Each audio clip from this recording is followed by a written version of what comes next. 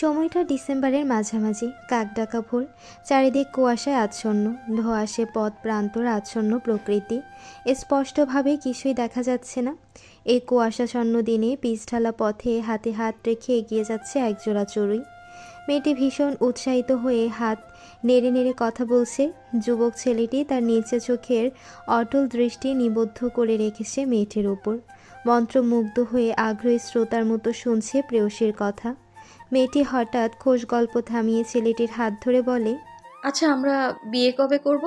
ছেলেটি নিজের কপালে পড়ে থাকা সিল্কি চুলগুলো দুহাতে পেছনে ঠেলে বলে, আমরা তো বিবাহিত পাখি। কয় মাস চলছে বলো তো আমাদের বিয়ের?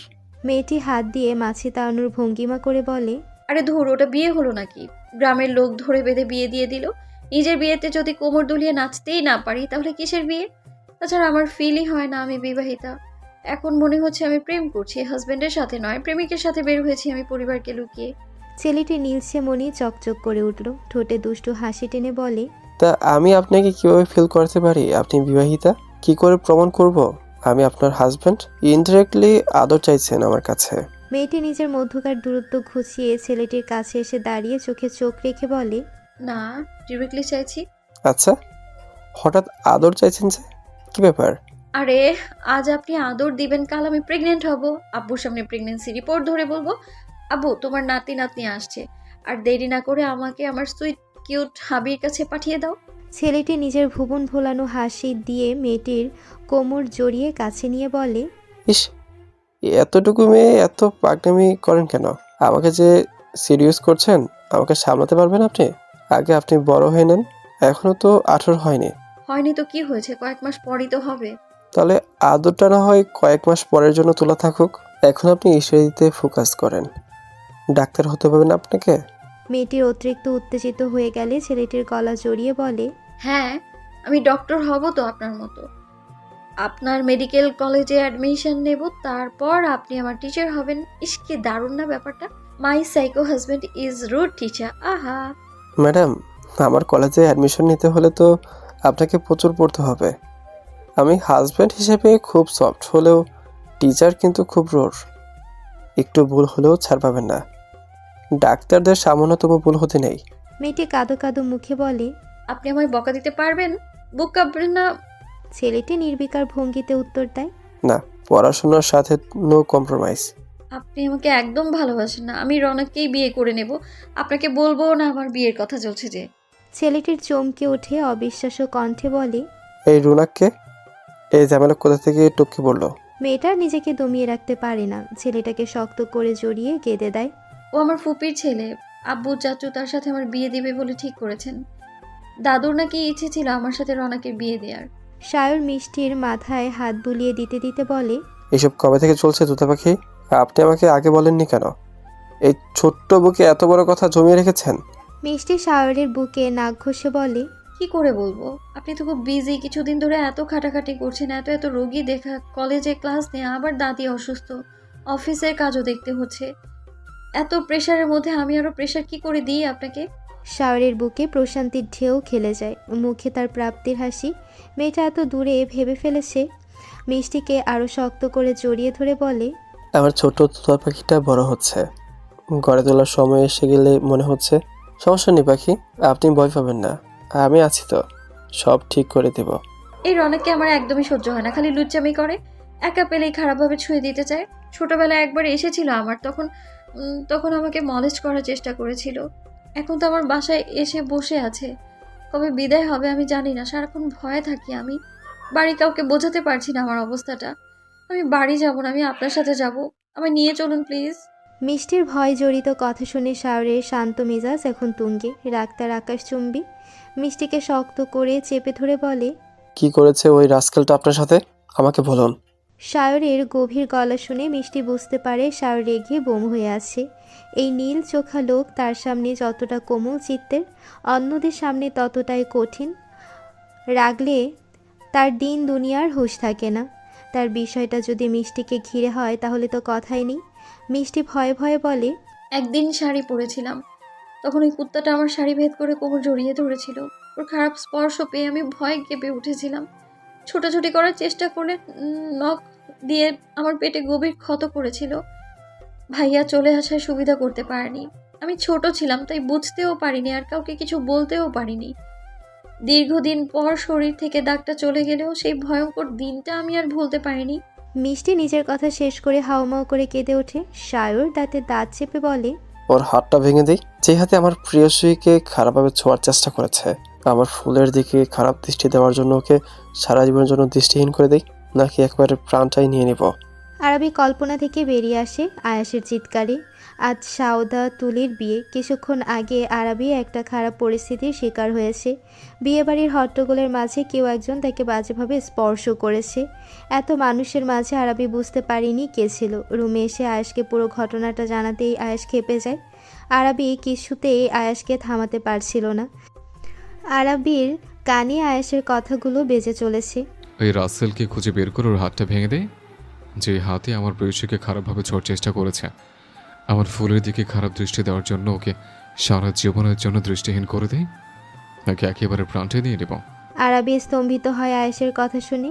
এই কথাগুলো এক টোনে সার বলেছিল। দুটো আলাদা আলাদা মানুষের এত মিল হয় কি করে?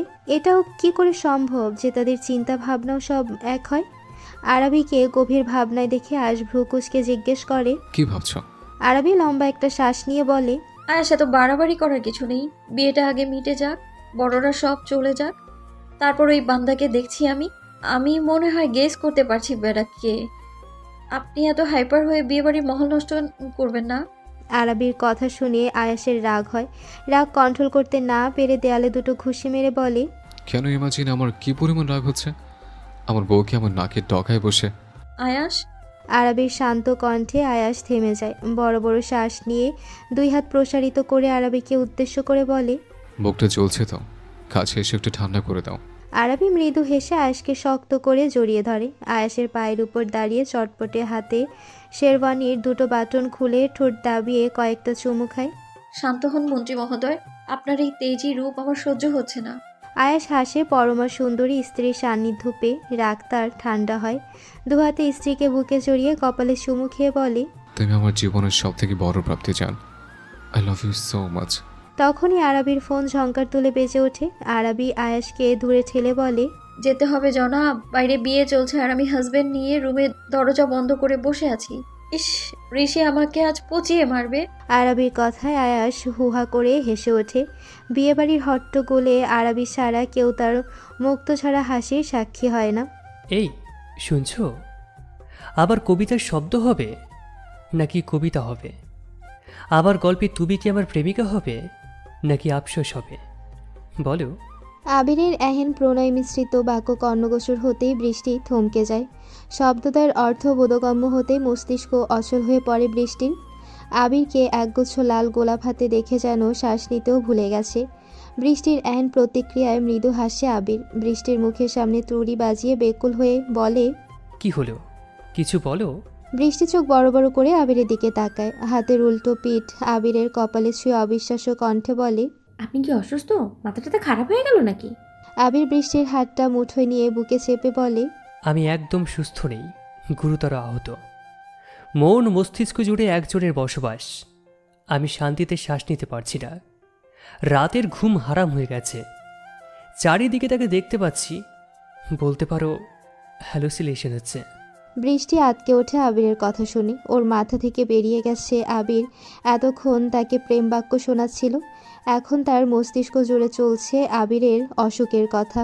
বৃষ্টি বেশ সিরিয়াস ভঙ্গিতে বলে, সে কি, ঘুমও হচ্ছে না?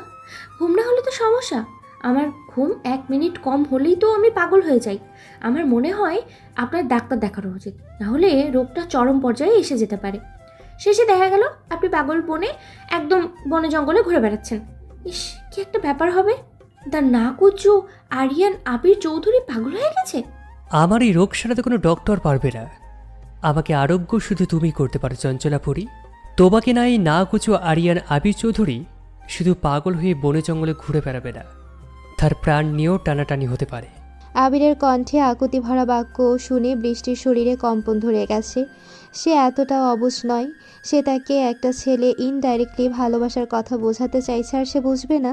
বৃষ্টি ঢের বুঝেছে আবিরের কথার মর্মার্থ, কিন্তু মুখে সে না বোঝার ভান করে বলে, মানে? আবির খানিকটা এগিয়ে আসে বৃষ্টির দিকে, দূরত্বটুকু সম্পূর্ণ মুছে দিয়ে বলে, মানে তুমি খুব ভালো করে বুঝতে পারছো বৃষ্টি। এই প্রথম নিজের নাম আবিরের মুখে শুনে বৃষ্টির দম বন্ধ হওয়ার উপক্রম। বৃষ্টি নিজেকে ধাতস্থ করে আমতা আমতা করে উত্তর দেয়। কি কি কিছুই বুঝি না আমি। আবির হাসে বৃষ্টির কাণ্ডে। আবিরের এমন হাসি দেখে বৃষ্টি লজ্জায় মাথা নত করে নেয়। চিবুক তার গলদেশ স্পর্শ করেছে। আবিরের হাত বাড়িয়ে বৃষ্টি থুতনি উঁচিয়ে ধরে চোখে চোখ রেখে বলে, I love you Brishti, I madly in love with you. তুমি কি আমার রাজ্যের রানী হবে? জীবনের পাঠ পড়তে আমার সঙ্গিনী হবে? আমার ছোট্ট ছোট্ট সুখের কারণ হবে? আমার হাতে হাত রেখে হাজার ক্রোশ পথ পাড়ি দেবে? আমার শক্তি হবে? এই অবিশ্বাসের শহরে আমার বিশ্বাসের জায়গা হবে? আমার এই ছোট্ট হৃদয়ের রানী হবে? আমার আত্মার সঙ্গিনী হবে? দুনিয়ার এই রঙ্গমঞ্চে আমার জীবন সঙ্গী হবে? Will you marry me? Brishti থমকায়। একসাথে হলেই সাপে নেউলের মতো ঝগড়া করতে করতে ভালোবাসার শুরু কোথা থেকে হলো? আবির উত্তরের আশায় তাকিয়ে আছে বৃষ্টির দিকে। বৃষ্টি দূরত্ব বাড়িয়ে কাঁপা কাঁপা গলায় উত্তর দেয়, এই সম্পর্ক কেউ মানবে না, আপনি ভুল করছেন। আবিরের রাগ হয় বৃষ্টির কথায়। বৃষ্টির হাত ধরে এক হ্যাঁচকা টানে নিজের বুকে টেনে শক্ত করে চেপে ধরে হিসিয়ে বলে, আমি শুধু তোমার কথা জানতে চেয়েছি বৃষ্টি। গোটা দুনিয়াকে আমি দু হাতের সামনে নেব, ওই চিন্তা আমার। তুমি শুধু তোমার কথা বলো। বৃষ্টির চোখে পানি চলে আসে। সে চেয়েও আবিরের থেকে নিজেকে দূরে রাখতে পারছে না। এর আগে কখনো এমন অনুভূতি হয়নি তার। আবিরকে ফিরিয়ে দেওয়ার শক্তি তার নেই। কেউ ভালোবাসার জন্য এমন আকুল আবেদন করলে তাকে ফিরিয়ে দেওয়া যায়? যায় না। অতঃপর বৃষ্টি তো পারবে না। আবির আরেকবার উত্তর দেওয়ার জন্য তাগাদা দিলে বৃষ্টি কোনো কথা বলে না, দুহাতে চাপটে ধরে আবিরকে। আবির যা বোঝার বুঝে যায়। মুখে প্রাপ্তির হাসি নিয়ে বৃষ্টির চুলের ভাঁজে চুমু এঁকে দেয়। চারিদিকে উৎসব উৎসব ভাব। পুরো রিসোর্ট কৃত্রিম আলোয় ঝলমল করছে। শয়ে শয়ে লোকদের আনাগোনা চলছে, গান চলছে, মিউজিক সিস্টেম মিডিয়াম সাউন্ডে। চারিদিকে খুশির আমেজ। দুটো বিয়ে একসাথে বলে কথা, খুশি দ্বিগুণ তো হবেই। এই সুন্দর সন্ধ্যায় সবার মুখে আনন্দ বিদ্যমান। দুটো বিয়ের জন্য একটা বড় করে স্টেজ সাজানো হয়েছে। স্টেজে দুটো পেল্লায় পেল্লায় সোফা সাজানো হয়েছে দুই নবদম্পতির জন্য। একটু পরে বিয়ে শুরু হবে। তুষার আর তন্ময় রেডি হয়ে স্টেজে বসে আছে নিজেদের জন্য বরাদ্দকৃত সোফাতে। এদিকে তাদের বউদের আসার কোনো নামগন্ধ নেই। তন্ময় অধৈর্য হয়ে তুষারকে বলে, এই মহিলা জাতি এত ধীরে চলে কেন? এই যে আমরা রেডি হয়ে বসে আছি, তাদের আসার কোনো নামগন্ধ নেই। তন্ময়ের কথা শুনে তুষার বিজ্ঞদের মতো করে বলে, মহিলা জাতির আর যাই হোক শ্বাসটা একদম পারফেক্ট হওয়া চাই। আর যদি সেটা বিয়ের দিন হয় তাহলে তো কথাই নেই। তুমি এসব ব্যাপার নতুন দেখছো, তাই বুঝতে পারছো না। আমি রোজ তুলিকে এইভাবে দেখে দেখে অভ্যস্ত হয়েছি, তুমিও অভ্যাস করে নাও। বউয়েদের সাজ নিয়ে কিছু বলতে নেই, এতে সংসারের শান্তি রক্ষা হয়। তন্ময় কপাল চাপড়াচ্ছে।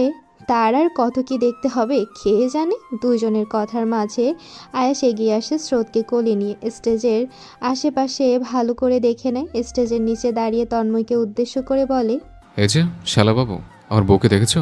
তন্ময় হাপিত্তেশ করে বলে, নিজের বউ দেখার সৌভাগ্য এখনো হয়নি, আপনার কিভাবে দেখবো দোলাভাই? আয়াস তন্ময়কে কিছু বলবে তার আগেই ঋষি, সায়ন, আহির কোথা থেকে সেখানে উপস্থিত হয়। সায়র আয়াসের গলা জড়িয়ে ধরে বলে, ভাই, বউ খুঁজে লাভ নেই। সে এখন তার বেস্ট ফ্রেন্ড আর বাবিদের সাথে সাজতে ব্যস্ত। এত তাড়াতাড়ি ওদের পাওয়া যাবে না। আহির স্রোতকে আয়াসের কোল থেকে নিয়ে সায়নের কথায় সমর্থন করে বলে, হ্যাঁ হ্যাঁ, আপাতত কয়েক ঘন্টা তারা নট রিচেবল। আয়াস আতঙ্কিত গলায় বুকে হাত ঘষে ঘষে বলে, কি আশ্চর্য, বউ ছাড়া এতক্ষণ থাকা যায় নাকি? আমার তো বুকে ব্যথা করছে। এখনই বউ বুকের ভেতর না ঢুকলে হার্ট অ্যাটাক হবে। আহির সায়ন লজ্জায় পড়ে যায় আয়াসের কথা শুনি। যতই হোক নিজেদের বোন সম্পর্কে এমন কথা তার আশা করেনি। আয়াসে মাত্র অতিরিক্ত ঠোঁটকাটা, সেটা হাড়ে হাড়ে টের পাচ্ছে। ঋষি আয়াসের বুকে হাত বুলিয়ে দিতে দিতে বলে, দুলা ভাই, এত কষ্ট না করে বউকে একটা ফোন দিলেও তো পারেন, বউ এসে বুকের ব্যথা সারিয়ে দেয়। ঋষির কথার পৃষ্ঠে আয়াস হতাশ হয়ে উত্তর দেয়, সেই পদ্ধতি অনেক আগে অবলম্বন করেছে, কিন্তু বউ আমার ফোন তুলছে না। আয়াসের কথা শেষ হতে না হতেই ফোনটা বেজে ওঠে। আয়াস না দেখে ফোনটা রিসিভ করে কানে ধরে। হ্যালো আয়াস, এতবার ফোন দিয়েছেন কেন? সব ঠিক আছে তো? স্রোত ঠিক আছে? আরাবির কণ্ঠ পেয়ে আয়াস একটু নাটক করে বলে, স্রোত ঠিক আছে বউ, স্রোতের বাপ ঠিক নেই। আজ কি হয়েছে? আপনার কি শরীর খারাপ লাগছে? হ্যাঁ বউ, প্রচণ্ড বুকে ব্যথা করছে। সে কি বুকে কেন ব্যথা করছে? আচ্ছা আপনি ঘরে বসে রেস্ট নিন, আমি আসছি। ওকে বউ, তাড়াতাড়ি এসো। আয়েশের এমন নাটক দেখে সবাই হতভম্ব হয়ে তাকিয়ে আছে। কি সূক্ষ্ম অভিনয় করলো এই নেতা। তুষার ক্লান্ত কণ্ঠে বলে, জানতাম নেতারা নাটকবাজ হয়, আজকে দেখেও নিলাম। আয়াস বেশ গর্বের সাথে বলে, এটা কোনো নাটক নয়, এটা বউ কাছে আনার টেকনিক। এমন অনেক টেকনিক আমার কাছে আছে, তোমাদের একদিন ট্রেনিং দেব। এখন যাই, বউকে বুকে জড়িয়ে একটু বসে থাকে। বুকে ব্যথাটা আবার মাথা চারা দিয়ে উঠেছে। আয়াস নিজের কথা শেষ করে হেলে দুলে ঘরের দিকে গেল। ঋষি আয়াসের যাওয়ার দিকে তাকিয়ে বলে, ভাইরে, মিষ্টি তো এমনিই বলেন অভ্যস্ত মন্ত্রী, এই চোখ তো অসভ্যতার চরমে আছে। নিজের ছেলে সম্বন্ধে কাউকে তোয়াক্কা করলো না। আয়েশ ঘরে এসে বিছানায় শটান হয়ে শুয়ে পড়ে। ইস, এক্ষুনি বউ এসে আছড়ে পড়বে তার বুকে। ভাবতেই তার কেমন খুশি খুশি লাগছে। আরাবি দ্রুত গতিতে ঘরে ঢুকে আয়াসকে এইভাবে শুয়ে থাকতে দেখে চটজলদি এগিয়ে যায় আয়াসের কাছে। আয়াস, বেশি শরীর খারাপ লাগছে? আয়াস সুযোগ বুঝে আরাবিকে টেনে বিছানায় ফেলে জাপটে ধরে। আয়াস আরাবির দিকে তাকাতে থমকে যায়। গোলাপি জামদানি শাড়ি পরিহিতা বউকে দেখে শ্বাস আটকে যায় তার।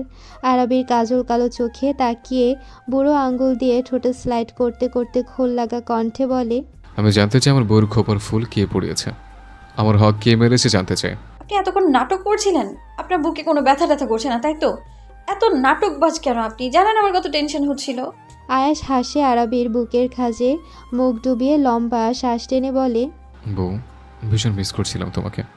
বুকে ব্যথা করছিল, এতক্ষণ বুকটা শূন্য লাগছিল, এখন পরিপূর্ণ। আরাবি কেঁপে ওঠে আয়াসের কাছে। এই লোক তাকে এতবার গভীরভাবে ছুঁয়েছে, কিন্তু প্রতিবার আরাবির শরীরে কম্পন অনুভব করে। মনে হয় এই প্রথম ছুঁয়েছে সে। আরাবি নিজেকে সামলিয়ে বলে, এই সরুন তো, অনেক কাজ পড়ে আছে আমার, ছাড়ুন। এতক্ষণ করে চুল বাঁধলাম, সব ঘেটে দিলেন তো আমার। হুম, এখনো ঘাটিনি, এবার ঘাটবো। আরাবি বিপদ সংকেত বুঝতে পারে। আয়াসকে দূরে সরাতে সরাতে বলে, আস প্লিজ, না এখন নয়। সরি জান, এই মুহূর্তে তোমার এই মিষ্টি অধঃশোধা পান না করলে সত্যি সত্যি আমার হার্ট অ্যাটাক হবে। আয়াস নিজের হৃৎপুষ্ট ঠোঁটজোড়া দ্বারা দখল করে নেয় আরাবির পাতলা ওষ্ঠদয়। আরাবি প্রথমে বাদ সাধলেও হার মানে অসভ্য মন্ত্রীর কাছে। অনুভব করে তার স্বামীর ভালোবাসার গভীরতা। ঝলমলে রাত, কৃত্রিম আলো, ফুল দিয়ে সাজানো বিয়ের ভেন্যুতে চারিদিকে লোক সমাগম বাড়ছে। দুই জোড়া বর কনেকে বসানো হয়েছে স্টেজে পাশাপাশি। চারিদিক থেকে মানুষ হুটোপুটি করে তাদের পিক তুলছে, কিন্তু তাদের মুখে চিন্তার রেশ। ঋষি তন্ময়ের পাগড়ি পরিয়ে আয়াসকে বলে, ভাই, আপনার বউ কই? আয়াস ব্যস্ত হাতে ফোন করতে করতে জবাব দেয়, বউকে অনেকক্ষণ ধরে খুঁজে পাচ্ছি না, সে যে গেছে এখনো দেখা পাইনি। তন্ময় আর ধৈর্য ধরতে পারছে না, দাঁতে দাঁত চেপে বলে, ভাইয়া, আপনার বউ আস্ত একটা ফাজিল। ও আমার বিয়ে হতে দিবে না, এই জন্যই ভেঙে গেছে। জানে তো ও না আসলে আমরা কেউ কবুল বলবো না, এই জন্যই এত রং ডং করছে শালি। তুলির দাদি স্টেজের দিকে এগিয়ে এসে বিরক্ত মাখা কণ্ঠে বলে, এই ছেড়ি, তোরা কি বিয়ে করবি না? ওদিকে কাজী যে বিয়ের জন্য তাড়া দিচ্ছে। তুলির দাদির কথা শুনে সাউদার মা সুলতানা বেগম সাউদার মাথায় হাত দিয়ে বলে, দেখো আম্মু, মিষ্টু না আসলে আমি কবুল বলছি না, এটাই ফাইনাল। কে কি বললো আমার দেখার বিষয় না। যাদের ইনভাইট করা হয়েছে তারা আসবে, খাবে আর চলে যাবে, ব্যাস। সাউদার কাটকার জবাবে সুলতানা বেগম চুপসে যায়। আহির, সায়ন, ঋষি সমানে ফোন করছে আরাবিকে, কিন্তু আরাবি কারোর ফোনই রিসিভ করছে না। চিন্তায় সবার মাথা ঘোরাচ্ছে, মেয়েটা গেল কোথায়। আয়েশের তো নিজের চুল টেনে ছিঁড়ে ফেলার উপক্রম হয়েছে। হুট করে মিমের কোল থেকে অয়ন চিৎকার করে বলে, ওই তো মিস্ত্রি মায়ে আসছে। অয়নের কথা শুনে সবাই সামনের দিকে চায়। গোলাপি জামদানি শাড়ি পরিহিতা মিসেস আরাবি ইবনাত আসছে গটগট করে হেঁটে, হাতে তার একটা বক্স। আরাবি হেঁটে স্টেজের দিকে যেতেই তুলি, তন্ময়, সাউদা শুরু করে তাদের বেধড়ক ঝাড়ি। আরাবি সময় নিয়ে সবার ঝাড়ি হজম করে বলে, এই তোদের হয়েছে, এবার আমি কিছু বলি। তুলি মুখ ফুলিয়ে বলে, তুই আর কি বলবি, বলার মতো কোনো অবস্থাতেই নেই। আরাবি হাতে থাকা বক্সটা দেখিয়ে বলে, আমি এটা আনতে গিয়েছিলাম। সবাই আরাবির হাতে বক্সটা থেকে অবাক হয়। বেশ কস্টলি মনে হচ্ছে বক্সটা, তবে এতে কি রয়েছে? মেহু কৌতূহল দমাতে না পেরে বলে, তুই তো বিয়ের গিফট আগেই দিয়ে দিয়েছিস, তাও অনেক, এখন আবার কি মিষ্টু? আরাবি মৃদু হাসে, কিন্তু সেই হাসিতে কোনো প্রাণ নেই। হাতে থাকা বক্সটা খুলতে খুলতে বলে, এটা আমার তরফ থেকে না, এটা একজন ভাইয়ের তরফ থেকে তার বোনের জন্য। সদু রানীর ছোট ভাইয়া কিনেছিল তার বিয়ের জন্য, সেটাই আনতে গিয়েছিলাম। সবাই বিস্ময় নয়নে তাকিয়ে আছে, কারোর বুঝতে বাকি নেই সদু রানীর ছোট ভাইয়াকে। সাউদার চোখে মুখে পানি উপচে পড়ছে। সুলতানা বেগম অবিশ্বাস্য কণ্ঠে বলে, সায়র কবে ওর বিয়ের গিফট কিনলো আর তুমি কি করে জানলে মিষ্টিমা? মিষ্টি এবার চমৎকার হেসে বলে, ওই মানুষটা পুরোটাই আমাতে বিলীন সোনামা। তার প্রত্যেক দিনের ফেলা ছোট ছোট কদমের হিসেবও আমার কাছে আছে। যাই হোক, এটা উনি অনেক বছর আগে কিনেছিলেন। সেদিন জানতে পারে শুধু আর তন্ময় রিলেশনে আছে। সেদিনই আমার সাথে গিয়ে এটা কিনে বেচারা ভয়ে ছিল কখন তার বোন বিয়ে করে এসে বলে ছোট ভাইয়া বিয়ে করে ফেলেছি, তাই আগে থেকেই কিনেছে যদি ভুলে যায় সেই ভয়ে। সাউদার চোখের পানি মুছে তড়িঘড়ি করে বলে, মিষ্টু, তাড়াতাড়ি বের করতো, ছোট ভাইয়া আমার জন্য কি কিনেছে। আরবি বক্স খুলে একটা মুকুট বের করে। স্বর্ণের উপর ডায়মন্ড স্টোন বসানো মুকুটটা অসম্ভব সুন্দর দেখতে, কারোর নজর সরছে না মুকুটের উপর থেকে। জুয়েলারি শপে গিয়ে এটাই তার প্রথম পছন্দ হয়। মুকুটটা হাতে নিয়ে বলে, বিয়ের সাজের পর এই মুকুটটা পরলে আমার ছোট সদু রানীকে একদম আসল রানীর মতো লাগবে। পাখি, এটাই ফাইনাল। তুমি নিজ দায়িত্বে আমাকে মনে করিয়ে দেবে এটার কথা। আরবির কথা শুনে সাউদা এবার ঝরঝর করে কেঁদে দেয়। থেমে নেই সুলতানা বেগম ও শায়নের চোখেও পানি। আরবি সবাইকে এক পলক দেখে বলে, এই তোমরা থামবে? কি শুরু করলে কি? আর শুধু তোর মেকআপ খারাপ হচ্ছে কিন্তু, কান্না করবি না একদম। তোকে পেতনির মতো দেখাবে, তাহলে তোর বর বিয়ে না করে পালিয়ে যাবে। কথা বলতে বলতে আরবির গলাও ধরে আসে। আহির বুঝতে পারে বোনকে অবলীলায় জড়িয়ে নেয়। আরবি গুটিসুটি মেরে পড়ে থাকে ভাইয়ের বুকে। আহির মাথায় হাত বুলিয়ে বলে, প্রিন্সেস, ডোন্ট ক্রাই, ওকে? আরবি মাথা নেড়ে সাউদার উদ্দেশ্যে বলে, শুধু রানী মুকুটটা পরতে হবে তো। আমি এটা আয়াস ভাইয়ার থেকে পড়তে চাই। ভাইয়া, পরিয়ে দিবেন তো আমাকে? আয়াস এতক্ষণ চুপচাপ থাকলেও সাউদার কথা শুনে ভাবাচাকা খেয়ে যায়। সে ঢের বুঝতে পারছে কেন সাউদা তাকে পরিয়ে দিতে বলে, কিন্তু এতটা ভালোবাসা বিশ্বাস কি সে পাওয়ার যোগ্য? আয়াসকে চুপ করে থাকতে দেখে সাউদা আবার বলে, ভাইয়া প্লিজ। আয়াস পড়েছে মহা মুশকিলে। সে করবে তো করবে কি এখন? আর চোখে একবার আরবির দিকে তাকালে আরবি ইশারা করে পরিয়ে দিতে। আয়াস একটা লম্বা শ্বাস নিয়ে এগিয়ে যায় সাউদার সামনে। মুকুটটা অনেকটা সময় নিয়ে যত্ন করে পরিয়ে দিয়ে বলে, মাশাল্লাহ, আসলে তো শুধু রানীকে রানীর মতো লাগছে। সাউদা আয়াসকে জড়িয়ে হাউমাউ করে কেঁদে দেয়। আজ তার ছোট ভাইয়া থাকলেও একই কথা বলতো। আজ সাউদার ভীষণ ভাবে মনে পড়ছে তার ছোট ভাইয়াকে। সাউদা অনেক সময় নিয়ে কান্না থামায়। কাজী এসেছে বিয়ে পড়াতে। সবাই চারিদিক থেকে ঘিরে ধরেছে বরকনেকে। প্রথমে বিয়ে পড়ানো হবে তুলি আর তুষারের। কাজী সব নিয়ম মেনে তুলিকে কবুল বলতে বললেই তুলি একবার তুষারের দিকে তাকিয়ে মাথা নিচু করে বলে, আলহামদুলিল্লাহ, কবুল। কবুল বলা শেষ হওয়ার সাথে সাথে তুলির চোখ দিয়ে এক ফোঁটা পানি গড়িয়ে পড়ে। এই পানি দুঃখ কষ্টের না, প্রাপ্তির। এত ঝঞ্ঝাট পেরিয়ে সে নিজের ভালোবাসার মানুষকে নিজের করে পেয়েছে। আজ তার নামের পরে এই মানুষটার নাম জুড়ে গেছে। সেই মানুষটা তার ইহকাল পরকালের সঙ্গী হয়েছে, যাকে সে চেয়েছে। তুলিকে কাঁদতে দেখে সবার অগোচরে তুলির এক হাত মুঠোয় পুরে শক্ত করে ধরে তুষার। তুলিকে ভরসা দেওয়ার একটা ছোট্ট চেষ্টা। কাজী তুষারকে কবুল বলতে বললেই তুষারও অবলীলায় কবুল বলে দেয়। সবাই আলহামদুলিল্লাহ পড়ে নতুন দম্পতিদের দোয়া করে। আল্লাহ পাকের নিকটে হাত তুলে দোয়া পড়ে। এবার তন্ময় আর সাউদার বিয়ে পড়ানো হবে। সাউদা একসাথে আয়াস আর এক হাতে শায়নের হাত ধরে আছে। কাজী নিয়ম মাফিক সাউদাকে কবুল বলতে বললেই সাউদা একবার আয়াস আর শায়নের দিকে তাকায়। শায়ন ইশারায় কবুল বলতে বললেই সাউদা সময় নিয়ে কবুল বলে। তার দুই রকম অনুভূতি হচ্ছে। নিজের ভালোবাসার মানুষকে নিজের করে পাওয়ার জন্য যেমন সীমাহীন আনন্দ হচ্ছে, তেমনি নিজের পরিবারকে ছেড়ে যেতে হবে ভেবেই কষ্টে বুক ফেটে যাচ্ছে। নিজের পরিবারে সে আজ থেকে অতিথি হয়ে গেল। সাউদার পর তন্ময়কে কবুল বলে চটপট করে। তন্ময়ের এমন ঝটপট কবুল বলা দেখে সবাই একজোট হাসে। ঋষি আরবি মজা করতেও ভোলে না। সুলতানা বেগম এগিয়ে এসে মেয়েকে জড়িয়ে ধরে। আজ এইখান থেকে মেয়েকে বিদায় দিতে হবে। মা মেয়ে দুইজনকে জড়িয়ে কান্না করতে থাকে। এদিকে তুলির মা এগিয়ে এসে তুলিকে বলে, তোকে যদি এইভাবে বিদায় করতে পারতাম। আমার হাড়ে বাতাস লাগলো, অসভ্য মেয়ে। তুষার বাবা তোর মতো হাড়ে বজ্জাত মেয়েকে বিয়ে করে আমাকে সেই সুখ পেতে দিল না। সেই তো সকাল হলেই বাড়ি ফিরে আসবি আর আমার হাড় জ্বালিয়ে রাখবি। তুলি তীক্ষ্ণ দৃষ্টিতে মায়ের দিকে তাকায়। এটা তার মা, উনি তো দূর সম্পর্কের শাশুড়িদের মতো কথা বলছে। তুলিও কম না, সেও তাতে দাঁত খিসে বলে, তুমি আমার মা হয়ে এমন করে বলতে পারলে? তোমার এখন আমার মা কম ওই লোকের চাচি মনে হচ্ছে। তবে আমিও কম না, আজ থেকে তুমি আমার চাচি শাশুড়ি। আর শুধু শাশুড়ি না, জল্লাদ শাশুড়ি। মেয়ের কথা শুনে হতভম্ব হয়ে যায় তুলির মা। তুলির কথা শুনে সবাই দমফাটা হাসিতে ফেটে পড়ে। এদিকে তুলির মাও কম যায় না, সেও তুলিকে বলে, আচ্ছা ঠিক আছে, আজ থেকে জাল্লাদ শাশুড়িদের মতো অত্যাচার করব। আর আমিও বাংলা সিনেমার হিটলার বৌমাদের মতো জল্লাদ শাশুড়ি টাইট দিব, মনে রেখো। সবাই আর এক ধাপ হাসে। সাউদাও কান্না থামিয়ে হেসে দেয়। এদিকে ঋষি আবার ন্যাক্কার গান শুরু করে।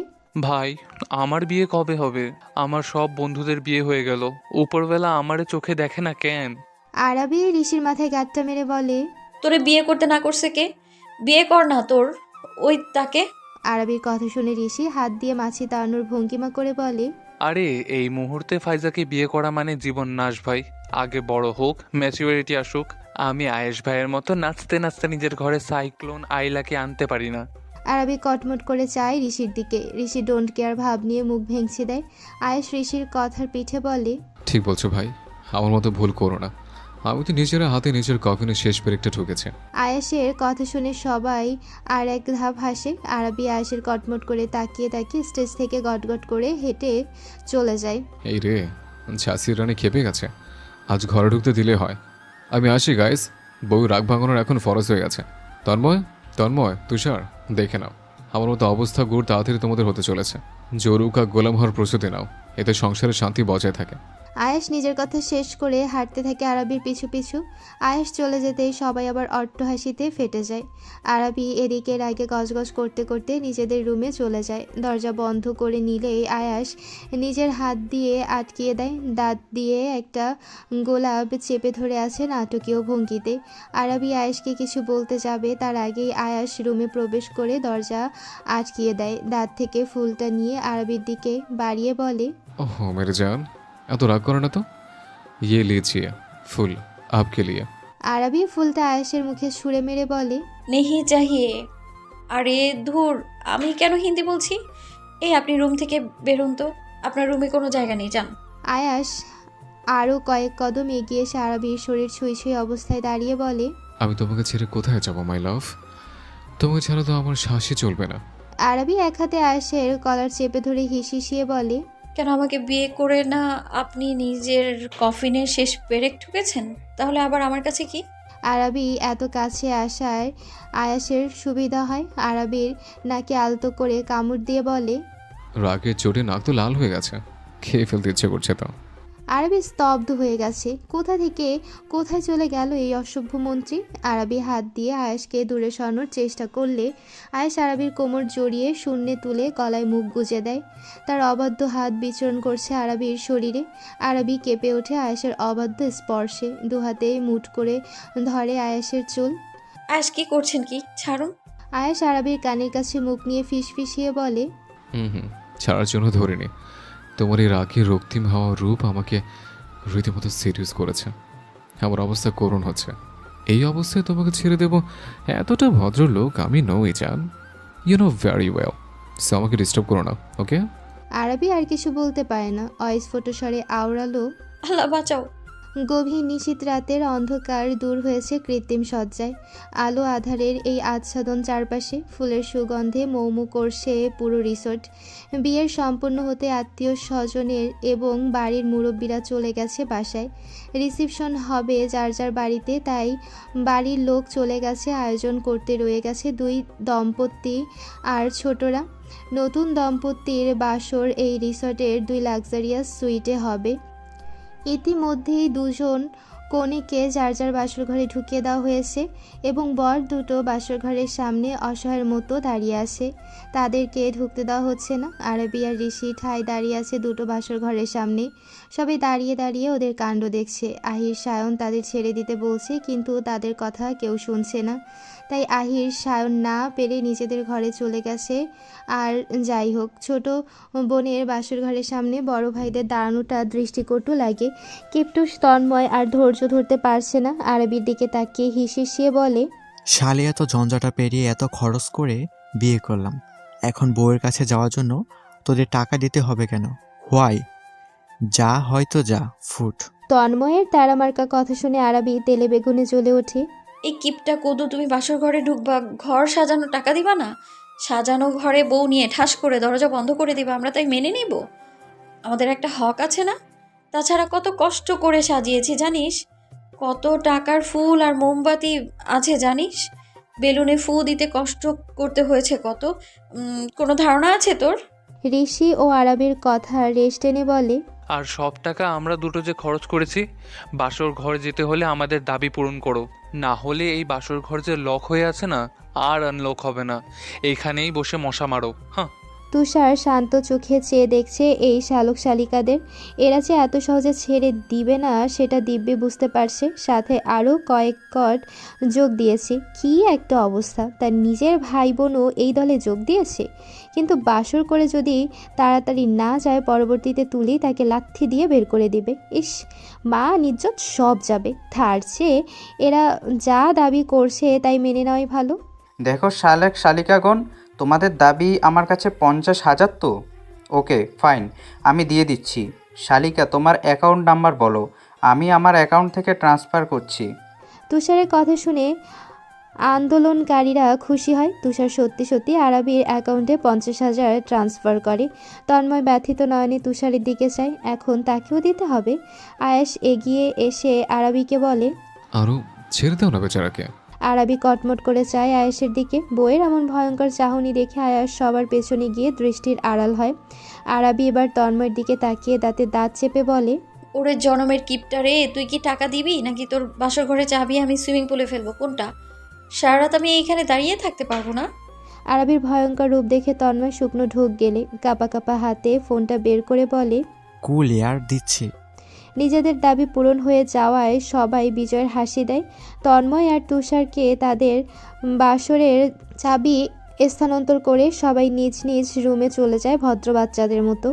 আরবি আগে আগে হাঁটছে আর পিছনে আয়াস। তন্ময় তাদের দিকে এক পলক তাকিয়ে বলে, কি অবস্থা হয়েছে এমন একটা গণমান্য নেতার? বউয়ের আঁচল ধরে ঘুরতে হয়? না জানি আমার মতো সাধারণ একজন নাগরিকের কি হয়। তন্ময় একটা দীর্ঘশ্বাস ফেলে নব ঘুরিয়ে রুমে ঢোকে। পুরো রুম জুড়ে বেলি, রজনীগন্ধা আর গোলাপ। ফ্লোরে শয়ে শয়ে লাভ শেপের বেলুন সরানো। ক্যান্ডেল জ্বলছে অসংখ্য। না, বাদর দুটো বেশ ভালোই সাজিয়েছে, কিন্তু তার বউটা কোথায়? তাকে দেখছে না কেন? তন্ময় ধীর গতিতে রুমের চারিদিকে দেখে। না, বউ তো নেই। তাহলে কোথায় গেল? তন্ময় গলা তুলে সাউদাকে ডাকবে, তখনই ওয়াশরুমে দরজা খুলে বেরিয়ে আসে সাউদা। তার বিয়ের সাজ কোথায়? স্লিভলেস ব্লাউজ, পরনে কালো সিল্কের পাতলা শাড়ি, তাও পেট বের করে পরা। কোমর সমান চুলগুলো ছেড়ে দেওয়া অবলীলায়। মুখে বিয়ের সব মেকআপ তুলে, হালকা ফেস পাউডার আর ঠোঁটে কড়া লাল লিপস্টিক। তন্ময়ের মাথা ঝনঝনিয়ে ওঠে। গলা শুকিয়ে আসছে সাউদার এমন আবেদনময়ী, চোখ ঝলসানো, সর্বাঙ্গে আগুন লাগিয়ে দেওয়া রূপ দেখে।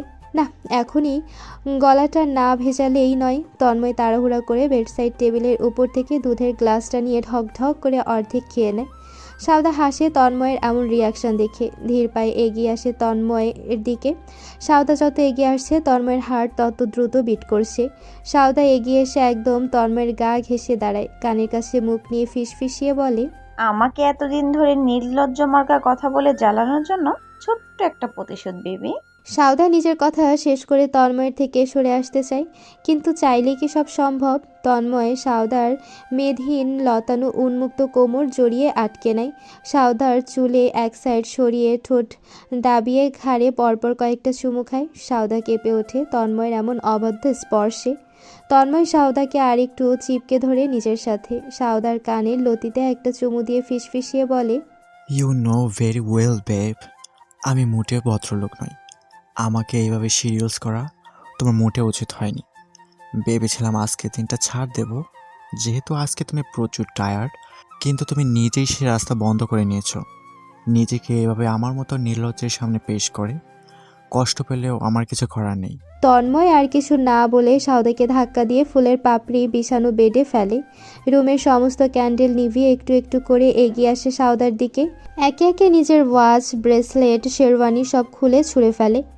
বেডে আসে সাউদার উপর নিজের ভর ছেড়ে দিয়ে বেশ দাম্ভিকতার সাথে বলে, tonight is mine, so you are gone baby girl. সাউদা নিজের কপাল চাপড়াচ্ছে এই বোকামি করার জন্য। নিজের ভুলেরই কড়া শাস্তি পেতে চলেছে সে। এরপর আমি আর কিছু জানি না, ওরা আমাকে রুম থেকে বের করে দিয়েছে। ওদিকে তুষার রুমে ঢুকে চরম অবাক এত ফুলের সমারোহ দেখে। ফ্লোরে বেলুন ছড়ানো থেকে হাঁটতে কষ্ট হচ্ছে। ঘরে অসংখ্য মোমবাতি জ্বালানো থাকায় দেখতে খুব একটা কষ্ট হচ্ছে না। চারিদিকে ঈগল পাখির মতো চোখ বুলিয়েও এত ফুলের মাঝে নিজের ব্যক্তিগত ফুলটাকে খুঁজে না পেয়ে বেশ বিরক্ত তুষার। ইস, এই মেয়েটাও না কোথায় গেল? বাসর রাতে বর ঘরে ঢুকে বউকে খুঁজে পাচ্ছে না, কি একটা ব্যাপার। নতুন বউ বাসর ঘরে ফুলের বিছানার মাঝখানে বসে আধা হাত ঘুমটা দিয়ে বসে থাকবে, কিন্তু এই মেয়েকে তো খুঁজেই পাওয়া যায় না। তুষার আপন করে নিজের সাথে কথা বলতে বলতে বেলকনিতে পৌঁছায়। তুলি বেলকনির রেলিংয়ে হাত দিয়ে আকাশপানে তাকিয়ে আছে। পরনে বিয়ের ভারী লেহেঙ্গার বদলে লাল শাড়ি, ব্লাউজের হাতা কনুই পর্যন্ত। তুলির কোমর ছুঁই ছুঁই চুল থেকে টপ টপ করে পানি পড়ছে। পূর্ণিমা চাঁদের আলোয় ছুঁয়ে দিচ্ছে এই নারীর সর্বাঙ্গ। সদ্য গোসল করে এই নারী যেমন স্নিগ্ধতা ছড়াচ্ছে, তেমনি চাঁদের আলোয় মোহনীয় লাগছে। তুষার ফাঁকা ঢোক গিলে শান্ত কদমে এগিয়ে যায় প্রিয়তমার দিকে। মন বলছে এই রমণীর বিধ্বংসী রূপ দর্শন করতে, মস্তিষ্ক বলছে এই রূপ দেখলে তার মৃত্যু নিশ্চিত। মন মস্তিষ্কের এই যুদ্ধে মনের জয় হয়। তুষার তুলির এক হাত ধরে সন্তর্পণে নিজের দিকে ফেরায়। তুলি চোখ বন্ধ করে আছে, অজানা উত্তেজনায় কাঁপছে তার সম্পূর্ণ কায়া। তুষার মন্ত্রমুগ্ধের মতো চেয়ে আছে তুলির দিকে। তুলি ধীরে সুস্থে নিজের চোখ খোলে। তুষারের ক্ষুরোধার দৃষ্টিতে দৃষ্টি আটকে গেল।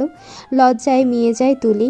এই লোকের ভয়ঙ্কর তীক্ষ্ণ দৃষ্টি তুলি সহ্য করতে পারছে না। তুলির চিবুক গলদেশে ঠেকতে দেখে তুষার হাসে, স্বচ্ছ সেই হাসি। তুষারকে হাসতে দেখে তুলির লজ্জা চক্রবৃদ্ধি হারে বেড়ে চলেছে। তুষার নিজেদের মধ্যকার দূরত্বটুকু ঘুচিয়ে নেয় অবলীলায়। আলতো হাতে তুলির চিবুক ধরে চোখে চোখ রেখে বলে, আমি তো এখনো কিছুই করিনি, আমাকে অসভ্য প্রমাণ করার জন্য আপনার এত আয়োজন? তুষার যে তার গোসল করার জন্য এমন কথা বলছে তার বুঝতে বাকি নেই তুলির। তুলির হাঁসফাঁস করতে করতে বলে, আসলে ভারী লেহেঙ্গা গরম লাগছিল আমার, আর কিছুক্ষণ ওইরকম সংসেজে থাকলে পুরো শরীরে লাল লাল ছোপ দাগ হতো। তুলির কণ্ঠ শুনে তুষার নির্বিকার কণ্ঠে বলে, সেই তো আজ এমনিতেই হবে। তুলি তুষারের কথার অর্থ বুঝতে না পেরে ড্যাব করে তাকিয়ে থাকে। তুষার ঠোঁটে দুষ্টু হাসি ঝুলিয়ে বলে, বুঝতে পারছো না? আসো আমি ক্লিয়ার করি। নিজের কথা শেষ করে তুষার এক হ্যাঁচকা টানে তুলির আঁচল ফেলে গলায় কামড় বসিয়ে দেয়। আচমকা আক্রমণে তুলি খেই হারায়। নিজের বিপদ যে নিজে ডেকেছে। তুষার তুলির ঘাড় থেকে মুখ তুলে দুহাতে কোলে তুলে রুমের দিকে যেতে যেতে বলে, আপনি আমাকে অনেক জ্বালিয়েছেন ম্যাডাম, এবার আমার পালা। কথা দিচ্ছি একদম পুড়িয়ে অঙ্গার করে দেব। আয়াস, আহির, সায়ন সুইমিং পুলের পাশে চেয়ার টেনে বসে আছে। তিনজনের বউ আর আজ তাদের ঘর থেকে বার করে দিয়েছে। তিনজন একসাথে নিজেদের দুঃখ বিলাস করছে। আয়াস হাতে থাকা ওয়াইনের গ্লাসে চুমুক দিয়ে বলে, আমারটা না হয় ঝাঁসির রানী, হালকা ভুল হলেই রুম থেকে বার করে দেয়, তবে আপনাদের এমন করুণ দশা কেন? আয়াসের কথা শুনে আহির জ্যাকেটের হাতা গোটাতে গোটাতে বলে, আমার নরম সরম কোমল বোনকে যদি তোমার কাছে ঝাঁসির রানী মনে হয়, তবে আমার বউকে তো খসিটি বেগম মনে হবে। আবিরের কথা শেষ না হতেই সায়ন আতঙ্কিত কণ্ঠে বলে, আসতে বল ভাই, আসতে বল। এই বউ জাতিকে বিশ্বাস করতে নেই, না জানি কখন কোন দিক দিয়ে কথা শুনে ফেলে। আয়াস সামনে বসা তার দুজন মুরব্বির দিকে করুণ দৃষ্টিতে তাকায়। তারা সবাই এখন বইয়ের অত্যাচারের ভুক্তভোগী। আয়াস আরেকবার গলা ভিজিয়ে নিয়ে বলে, এবার দেখছি বিবাহিত পুরুষের জন্য কিছু সুযোগ সুবিধার ব্যবস্থা না করলেই নয়, সব সুবিধা বউদের। এ তো রীতিমতো অন্যায় হচ্ছে। আমি নিজ দায়িত্বে নতুন আইন প্রণয়ন করব। স্বামীদের অত্যাচার করার জন্য কড়া শাস্তির ব্যবস্থা করা হবে। সকাল 10টা। শীতকাল হলেও আজ রোদের তেজ আছে। সূর্য মামা এখন মাথার উপর। রিসোর্টে সবাই তাড়াতাড়ি করছে নিজ নিজ গন্তব্যে যাওয়ার জন্য। তুলি, তুষার, তন্ময়ের বাড়ি থেকে তখন থেকে ফোন করে চলছে তাড়াতাড়ি বাড়ি আসার জন্য। সবাই বউ দেখতে আসতে শুরু করেছে, অথচ বউ এখনও যে পৌঁছাতেই পারেনি। মেহু সাউদার সব জিনিসপত্র গোছগাছ করে দিচ্ছে আর সাউদা শাওনকে জড়িয়ে ধরে কাঁদছে। এখান থেকেই তার শ্বশুরবাড়ি যেতে হবে। তুলি নিজে নতুন বউ হয়ে সাউদাকে সান্ত্বনা দিচ্ছে। এই দৃশ্য দেখে সবাই এক ধাপ টাসকে খেয়েছে। এই মেয়ের চোখ দিয়ে এক ফোঁটাও পানি পড়েনি। চাচাতো ভাই বিয়ে করার এই একটা সুবিধা, নিজের বাড়ি নিজের পরিবারের সাথেই থাকতে পারে। তুলির দাদি এক চোট ঝেড়ে ফেলেছে ফোন দিয়ে। তুষার তুলিকে দ্রুত বের হওয়ার জন্য বলছে, কিন্তু সবার থেকে তাড়াহুড়া করছে আয়াস। সে একদম ফর্মাল লুকে রেডি হয়ে নেমে পড়েছে। এখান থেকেই সে মন্ত্রণালয়ে চলে যাবে। কি জরুরি কাজ পড়েছে তার। আরাবি নিজের জিনিসপত্র গুছিয়ে আয়াসকে দিয়েছে গাড়িতে রেখে আসার জন্য। সবাই নিজের ব্যস্ততার জন্য তাড়াহুড়া করলেও একদম খুশ মেজাজে আছে অয়ন আর সারা। তারা নিজেদের খেলনা নিয়ে এখনও খেলে চলেছে। আয়াস অয়ন আর সারার সাথে স্রোতকে না দেখে ভ্রু কুঁচকায়। একটু চিহ্নিত হয়ে ভাবতে শুরু করে তার ছেলেটা কোথায় গেল। আয়াস গলা ছেড়ে আরাবিকে ডাকে, আরু, স্রোত কোথায়? দেখছি না কেন? আরাবি রেডি হয়ে রুম ছেড়ে বাইরে এসে এদিক ওদিক তাকিয়ে বলে, ও তো রেডি হয়ে এখানেই ছিল, আশেপাশেই আছে হয়তো। স্রোত নিজের পকেটে হাত গুজে দাঁড়িয়ে আছে রিসোর্টের মেইন ফটকের সামনে। পরনে তার সাদা হুডি আর ব্লু ডেনিম, চুলগুলো কপালে ছড়িয়ে আছে, চোখে গোল ফ্রেমের চশমা, হাতে ওয়াচ, পায়ে স্নিকার্স। আশপাশ দিয়ে যে কয়জন যাচ্ছে সেই স্রোতের থেকে চোখ সরাতে পারছে না, ঘুরে ঘুরে দেখছে তাকে। স্রোত কিছুটা বিরক্ত হয়, নাকের ডগা লাল হয়ে গেছে তার। তুমি এই সাইডের বিয়েবাড়ির আত্মীয় না? হুট করে একজন অচেনা ব্যক্তির কথা শুনে স্রোত ভরকে যায়। একটু সময় নিয়ে ধাতস্থ হয়ে ভদ্রতার সহিত উত্তর দেয়, জি। লোকটা এবার একটু সামনে এগিয়ে দাঁড়ায়। তার পোশাক আশাক দেখে মনে হচ্ছে এই রিসোর্টের স্টাফ সে। লোকটা বেশ সতর্কতার সাথে বলে, তোমাদের সাথে দুটো ছেলে মেয়ে ছিল না? ছোট ছোট মেয়েটা একদম এইটুকুনি। হ্যাঁ, ওরা আমার কাজিন অয়ন আর সারহা। লোকটা তার একটা আঙ্গুল রিসোর্টের পেছন দিকে তাক করে বলে, মেয়েটা ওদিকে খেলতে খেলতে পড়ে গেছে, হাঁটু ছিলে গেছে, ফুপিয়ে ফুপিয়ে কাঁদছে। ছোট ছেলেটা একা সামলাতে পারছে না। স্রোত চমকে, ওকে আয়ানার সারা ওদিকে গেল কখন? আবার একজন পড়েও গিয়েছে? স্রোত ব্যাকুল হয়ে বলে, কি বলেছেন? সারহা পড়ে গেছে? আমি সবাইকে এখনই বলছি। স্রোত ভেতরের দিকে যেতে নিলে আগন্তুক লোকটা থামিয়ে দেয়। আরে এত ব্যস্ত হবার কিছু নেই, বেশি ব্যথা পায়নি ও, ছোট্ট তো তাই কাঁদছে। তোমার বাড়ির লোকও ব্যস্ত আছে। আর কাজ করো, কাজ করো, তুমি ওদের নিয়ে এসো, তাহলেই তো হয়। এসো, আমি তোমায় দেখিয়ে দিচ্ছি। স্রোত কিছু একটা ভেবে পা বাড়ায় লোকটার সাথে। কিছুটা দূরে যাওয়ার পর স্রোত, অয়ন বা সারা এমনকি কোনো লোকজনই দেখতে পায় না, দেখার কথাও না। পুরো রিসোর্টটা বুক করাতে এখানে শুধু তারাই আছে এখন। স্রোত আশেপাশে দেখে লোকটাকে প্রশ্ন করে, কোথায় অয়ন আর সারহা? দেখতে পাচ্ছি না কেন? স্রোতের কথা শুনে লোকটা কিটকিট করে হাসে। একটা হাত পেছনে নিয়ে স্রোতের দিকে আরও এগিয়ে যায়। লোকটার এমন অদ্ভুত আচরণ দেখে স্রোত অবাক হয়। লোকটা দাঁতে দাঁত চেপে বলে, আমার মাথায় ঢুকছিল না তোর মতো একটা পিচ্চির সাথে ওই অত বড় রাজনীতিবিদদের কি সমস্যা। এখন তোকে দেখে বুঝলাম তুই মনে হয় বহুত বড় লোকের বেড়া। তোর বাপ মায়ের সাথে হয়তো ওদের কিছু একটা আছে। লোকটা থেমে আবার বলতে শুরু করে, সে যাই হোক, তাতে আমার কি, আমার টাকা পেলেই হলো। স্রোত এক পা করে পিছিয়ে যাচ্ছে আর লোকটা স্রোতের দিকে এগোচ্ছে। স্রোত বিপদ সংকেত বুঝতে পেরে লোকটার দিকে একটা হাত আঙ্গুল উঁচিয়ে বলে, দূরে যান আমার থেকে। আমার সাথে খারাপ কিছু করার চেষ্টা করলে আমার আব্বাজান আপনাকে ছাড়বে না, আর আমার আম্মা তো বাঁচিয়ে রাখবে না আপনাকে। স্রোতের কথায় লোকটা একটুও ভয় পেল না, একটুও দমল না। আর এটাই তার জীবনের চরম বোকামি। লোক পেছন থেকে নিজের হাত সামনে নিয়ে এসে কোনো কথা না বলে হাতে থাকা ছুরিটা স্রোতের পেটে ঢুকিয়ে দেয়। স্রোত চিৎকার করে ওঠে, আম্মা! স্রোতের এমন জোরে চিৎকারে লোকটা ভয় পেয়ে যায়। তাড়াহুড়াতে স্রোতের মুখ বাঁধার কথা ভুলে গেছে। লোকটা তাড়াতাড়ি করে স্রোতের পেট থেকে ছুরিটা বের করে দৌড়ে চলে যেতে নিলে স্রোত সজোরে ধাক্কা দেয়। স্রোতকে লোকটার দেয়ালের সাথে ধাক্কা লেগে মাথা ফেটে যায়। স্রোত এক হাতে নিজের পেট চেপে ধরে অন্য হাতে পাশে পড়ে থাকা পাথর তুলে লোকটার মাথায় আবার আঘাত করে। লোকটা মাটিতে লুটিয়ে পড়ে। স্রোত হাঁটু গেড়ে বসে পড়ে। তার পরনের সাদা হুডি রক্তে ভিজে উঠে উঠেছে। স্রোত আর কোনো শব্দ উচ্চারণ করতে পারে না, কিন্তু উপলব্ধি করতে পারে কয়েক জোড়া পা তার দিকে দৌড়ে আসছে, আর সবার আগে আসছে তার আম্মা আব্বা। স্রোতের চিৎকার শুনে দৌড়ে সবাই রিসোর্টের পেছনের দিকে আসে। স্রোত নিচে শুয়ে কাতরাচ্ছে, রক্তে তার পরনের সাদা হুডি ভেসে যাচ্ছে। এই দৃশ্য দেখে আরাবির পৃথিবী দুলে ওঠে। আরাবি মাথায় হাত দিয়ে পড়ে যেতে নিলেই আহির বোনকে ধরে ফেলে। আয়াস দ্রুত গিয়ে স্রোতকে আঁকড়ে ধরে। পাগলের মতো ছটফট করছে আয়াস। আব্বাজান, কি হচ্ছে আপনার? আমাকে বলুন, কোথায় কষ্ট হচ্ছে? এত রক্ত কোথায় গেল আব্বা? খুব কষ্ট হচ্ছে। ড্রাইভার, গাড়ি বের করো। স্রোত নিভু নিভু চোখে আয়াসের দিকে তাকায়। খুব কষ্টে এক হাত উঁচু করে তার থেকে কিছুটা দূরে পড়ে থাকা এই রিসর্টের একটা স্টাফকে দেখায়। লোকটার হাতের রক্তাক্ত ছুরি দেখে আর কারো বুঝতে বাকি থাকে না কি হয়েছে এখানে। রাগে দিক বেদিক জ্ঞানশূন্য হয়ে সায়ন গিয়ে লোকটাকে বেশ কয়েকটা লাথি মারে। লোকটা এমনিতে মাথার ব্যথায় কাহিল ছিল, তার উপর এমন আঘাতে লোকটার অবস্থা শোচনীয়। ঋষি তন্ময় ইতিমধ্যে স্রোতকে হসপিটালে নিয়ে যাওয়ার ব্যবস্থা করে ফেলেছে। আরাবি এলোমেলো পায়ে এগিয়ে আসে ছেলের দিকে।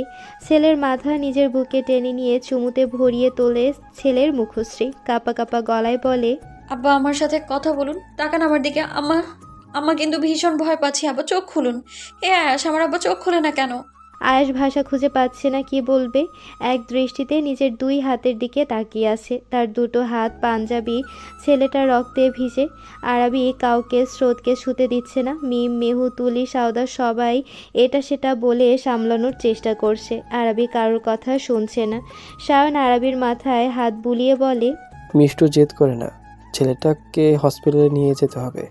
না, আমি কোথাও যাব না। ওকে তোমাদের কাছে দেব না। আমি তোমাদের কাছে দিয়েছিলাম তো সায়রকে, ফিরিয়ে দিয়েছিলে আমায়, দাওনি তো। এখন আমার স্রোতকে নিতে চাচ্ছ? দেব না আমি কাউকে দেব না আমার ছেলেকে। আরাবির পাগলামি বেড়েই চলেছে। দেখতে অস্বাভাবিক লাগছে, যেন বড্ড উন্মাদ। ঋষি ডাক্তার হওয়ায় এখানে প্রাথমিক চিকিৎসা শুরু করে দিয়েছে। আয়াস আরাবির থেকে স্রোতকে কোলে নিয়ে বলে, আরও পাগলামি করো না, স্রোতকে হসপিটাল নিতে হবে। দেরি হলে ক্ষতি স্রোতেরই হবে, বোঝার চেষ্টা করো। আয়াস মিমের দিকে উদ্দেশ্য করে বলে, ভাবি, ওর ব্লাড ফোবিয়া। এখন ছেলের সাথে পাগলামি করলে একটু পরেও জ্ঞান হারিয়ে ফেলবে। ওকে সামলান আর দ্রুত হসপিটালে নিয়ে আসুন। আয়াস স্রোতকে কোলে নিয়ে হাঁটতে শুরু করলে দেখে স্রোত আরাবির হাত শক্ত করে ধরে আছে। ছেলেটার জ্ঞান নেই, তবুও মায়ের হাত ধরে আছে। আরাবির নিজেও উঠে দাঁড়ায়, স্রোতকে জাপটে ধরে আয়াসের কোল থেকেই। স্রোত বাবা, আপনি আপনার আব্বাজানের মতো আমার ছেড়ে চলে যাবেন? আমি যেতে দেব না আপনাকে। আপনি যেতে পারেন না, গেলে আমায় নিয়ে যাবেন, তবু আপনাকে আমার কাছেই থাকতে হবে। আয়াস স্রোতকে কোলে তুলে হাঁটতে শুরু করলেই পায়ের কাছে আততায়ী লোকটাকে দেখে আয়াস লোকটার বুকে সর্বশক্তি দিয়ে লাথি মেরে বলে, তোর জীবনের সব থেকে বড় ভুল, তুই আমার ছেলেকে আঘাত করেছিস। আমার ছেলের প্রত্যেকটা রক্তের ফোঁটার মূল্য চোকাতে হবে তোকে। আহির আরাবিকে টেনে ধরে। আয়াস, ঋষি, সায়ন গাড়িতে উঠে হসপিটালের উদ্দেশ্যে বেরিয়ে পড়ে। আরাবি ছেলের কাছে যাওয়ার জন্য তাড়াহুড়া শুরু করে। মেহু অঝরে কাঁদছে। যতই হোক এই ছেলেকে সে নিজের ছেলের মতো আগলে রেখেছে কয়েকটি মাস। আরাবি তাড়াতাড়ি করে যেতে নিলেই চোখ পড়ে নিচে অর্ধ অচেতন হয়ে পড়ে থাকা লোকটার দিকে। মুহূর্তেই আরাবির চেহারা বদলে যায়। সে মেয়ে একটু আগে ছেলের জন্য পাগল প্রায় হয়ে যাচ্ছিল, এখন তাকে দেখে ভয়ানক লাগছে। আরাবি টলতে টলতে লোকটার কাছে আসে। লোকটার চুলের মুঠি ধরে দাঁড় করিয়ে নাক বরাবর কয়েকটা ঘুষি মেরে দিয়ে হিসিয়ে বলে, জানোয়ার, তুই তো এমনি আমার ছেলেকে আঘাত করিসনি। বল, তোকে কে পাঠিয়েছে? লোকটা নাক মুখ দিয়ে রক্ত পড়ছে, তবুও সে মুখ খোলে না। আরাবি লোকটার হাত পেছন দিক থেকে মুচড়িয়ে ধরে, পায়ে কষিয়ে লাথি মারে। লোকটা হাঁটু ভেঙে বসে পড়ে। লোকটার মৌনতায় আরাবির রাগ যেন তরতরিয়ে বাড়ে। দাঁতের দাঁত চেপে বলে, এখনো বলছি কে পাঠিয়েছে, নইলে এই জায়গায় মেরে কিমা বানিয়ে কুত্তাকে খাওয়াবো একদম। আমার ছেলের দিকে কেউ কটু কথা বললেও আমি তার অবস্থা খারাপ করে দিই। তোর মতো 2 টাকার কুত্তার সাহস হয় কি করে আমার ছেলেকে এমন আঘাত করিস তুই? কত বড় কলিজা তোর! আজ তোর কলিজা কেটে আমি আমার ছেলের পাইথনকে খাওয়াবো। আরাবির এমন বিধ্বংসী রূপ দেখে সবাই অবাক হয়ে গেছে। আহির যেন নিজের বোনকে চিনতে পারছে না। একি তার সেই আদরে বোনটা? উপস্থিত কেউই আরাবির এই রূপ আগে দর্শন করেনি। মিম অনুনয় করে আরাবিকে বলে, মিষ্টু, ও কী করছিস? ছেড়ে দে ওকে, পুলিশের হাতে তুলে দে। আমাদের এখন স্রোতের কাছে যেতে হবে। আরাবি কারোর কথা কানে তুলছে না। আরাবিকে দেখে কোনো প্রফেশনাল কিলারের মতো লাগছে। এমন ভঙ্গিমায় লোকটাকে আটকে ফেলেছে। কোনো সাধারণ মানুষের এই পন্থা জানার কথা নয়। আরাবি লোকটাকে এলোপাথারি মারছে। লোকটার সহ্য করতে না পেরে বলে, বলছি ম্যাডাম, বলছি আমাকে নিজাম সিকদারের ছেলে নাহিদ সিকদার পাঠিয়েছে এই কাজটা করার জন্য। অনেক টাকা দিয়েছিল। এতগুলো টাকা আমি আমার জীবনে একসাথে দেখিনি। টাকার লোভে আমি অন্ধ হয়ে গেছিলাম ম্যাডাম, আমাকে আমাকে ক্ষমা করে দিন। ধীরে ধীরে আরাবির হাতের বাঁধন আলগা হয়। লোকটার চোখে মুক্তির খুশি উপচে পড়ছে। সে হয়তো ভেবেছে আরাবি তাকে যেতে দেবে, কিন্তু তার চিন্তাকে ভুল প্রমাণিত করে আরাবি তাকে ধাক্কা মেরে ফেলে দেয়। লোকটা ছিটকে পড়ে মাটিতে। আরাবি ধীর পায়ে লোকটার দিকে এগিয়ে আসে। লোকটা হাত জোর করে মিনতি করে। আরাবি লোকটার কোনো কথা না শুনে নিজের পায়ের চকচকে স্টিলেটো বসিয়ে দেয় লোকটার কলিজা বরাবর। স্টিলেটার ধারালো খুঁড়ে লোকটার কলিজা বিদ্ধ হয়ে ছিন্ন ছিন্ন হয়ে গেছে। ফিনকি দিয়ে রক্ত এসে পড়ে আরাবির চোখে মুখে। আরাবিকে দেখে এখন যে কারোর লোমকূপ দাঁড়িয়ে যাবে, কিন্তু আরাবির ঠোঁটে মৃদু হাসি। আরাবি মাটিতে বসে পড়ে ধপ করে, তারপর ক্ষীণ কণ্ঠে বলে, আমি যদি একবার বেঁচে ফিরি না রে নাহিদ, তারপর তোকেও তোর বাপের কাছে পাঠিয়ে দেব। তোরা বাপ বেটা বারবার আমার কলিজায় আঘাত করিস। এবার তোদের এমন শাস্তি দেব, আমার নাম নিতেই ভয় পাবি। আরাবির চোখ জোড়া বন্ধ হয়ে আসছে। নিভু নিভু চোখে এসে দেখতে পায় কয়েক জোড়া পা তার দিকে ছুটে আসছে। আরাবির উপরের দিকে তাকিয়ে মৃদু কণ্ঠে বলে, আমি পারলাম না সায়র, আমি আমাদের ছেলেকে আগলে রাখতে পারলাম না। আরাবি মাটিতে লুটিয়ে পড়ে। সবাই আরাবিকে নিয়ে ব্যস্ত হয়ে পড়ে। আহির দ্রুত বোনকে কোলে নিয়ে গাড়ির দিকে যায়। খুব দ্রুত তাদের হাসপাতালে পৌঁছাতে হবে। আহিরের পেছনে সবাই রওনা হয়। অয়ন সারা ভয়ে সেই থেকে কেঁদে চলেছে। সারা সাউদার কোলে অয়ন তুলিকে জড়িয়ে আছে। সারা তার আধো বুলিতে অয়নকে জিজ্ঞেস করে, অয়ন শরতে কি হয়েছে? আর মিষ্টিমা? অয়ন কি বুঝলো কে জানে। সারার চোখের পানি মুছে বলে, ওই তো মিষ্টিমা আসছে। ওই দাদু লোকটা ভাইকে কষ্ট দিয়েছে, তাই মিষ্টিমা ওই লোকটাকে পানিশমেন্ট দিয়েছে। টিকটিক করে ঘড়ির কাঁটা এগিয়ে যাচ্ছে। স্রোতকে হসপিটালাইজ করার পর কেটে গেছে 12টা ঘন্টা। পুরো দিন কেটে দিয়ে এখন রাত 9টা। এই 12 ঘন্টায় অনেক কিছু ঘটে গেছে। স্রোতের পাশের কেবিনটা দখল করে আছে তার আম্মা। এত বড় অপারেশনের পর স্রোতের জ্ঞান ফিরল, জ্ঞান ফেরেনি আরাবির। 3টে বাড়ির লোকজন ভর্তি হয়ে আছে ঢাকা শহরের এই স্বনামধন্য নার্সিংহোমে। আয়াস পুরো নার্সিংহোমের পুরো 3rd ফ্লোরটা বুক করেছে ছেলের জন্য। স্রোতের অবস্থার খবর পেয়ে সবাই ছুটে এসেছে এবং তারা এখনও নার্সিংহোমে আছে। চৌধুরী বাড়ির থেকে এসেছে আফসানা চৌধুরী, আহাদ চৌধুরী, আবির, অন্তি। অদ্রি এসেছে তার 2 বান্ধবীদের সাথে। তারা ভার্সিটি থাকতে খবর পায় স্রোতের। পুরো রাস্তা অদ্রি আর বৃষ্টি কাঁদতে কাঁদতে এসেছে। এদের দুজনকে সামলাতে ফিহার করুণ অবস্থা। তার চোখও বারবার ভিজেছে ওই আদুরে বাচ্চাটার জন্য। রহমান বাড়ির সবাই উপস্থিত থাকলেও এখনও তাদেরকে কেউ কিছু বলেনি। অবশ্য আহির নিজের বাবা মার চাচু চাচিকে বারবার চলে যাওয়ার জন্য বললেও তারা যায়নি। সায়ন একবার হসপিটাল আর একবার বাড়ি ছোটাছুটি করলেও মিহু হসপিটাল থেকে কোথাও যায়নি। সাউদা, তন্ময়, তুলি, তুষারের রিসেপশন হওয়ায় ওদের জোর করে বাড়ি পাঠিয়ে দেওয়া হয়েছে। রিসেপশন পার্টি শেষ হলেই আবার এসে পড়বে। মিম সারা আর অয়নকে খাইয়ে ঘুম পাড়িয়ে দিয়েছে। মেহু আছে স্রোতের কাছে ঠায় বসে। অপারেশনের 3-4 ঘন্টা পর স্রোতের জ্ঞান ফিরল, এখনও ঘুমের ইঞ্জেকশন নিয়ে ঘুমাচ্ছে।